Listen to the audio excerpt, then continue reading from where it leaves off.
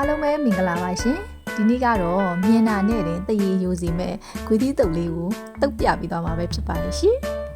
နေ့လည်းပဲအိတ်ငိုက်နေတဲ့လူတွေရှိတယ်ဆိုရင်ဒီလိုမျိုးလေးတပွဲတာတုပ်စားလိုက်နော်မျက်စိပါပွင့်ထွက်သွားပါမယ်ရှင်ကဲဘယ်သူစားချက်လဲပြောခဲ့ကြအောင်နော်ကျမကအဆက်သိမ့်မစားနိုင်ပါလေငရုတ်သီးကိုနည်းနည်းပဲထည့်ရပေါ့နော်ဒီလောက်နဲ့တင်ကိုတော်တော်ကိုဆက်ပါရဲ့ရှင်မပီလေးရလဲလေကိုပါသားကိုအိမ်မှာဖုတ်ထားတာဆိုတော့လေပို့ပြီးတော့မှုေးပြီးတော့စားလို့ကောင်းတယ်ပေါ့နော်တကယ်တော့လေစားချင်တာကတော့တရက်တီးတော့ပေါ့နော်တရက်တီးကလိုက်ရှာတာ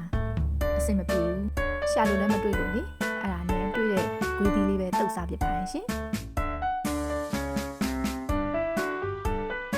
ကျွန်မဒီဗီဒီယိုအပ်တင်နေလေပြန်ပြီးတော့စားချင်စိတ်တွေတစ်ဖွားဖွားနဲ့ပေါ်လာပါရဲ့ရှင်မနက်ဖြန်လည်းတခါထပ်ပြီးတော့တုပ်စားအောင်မယ်လို့ရည်ရွယ်ထားပါရဲ့ရှင်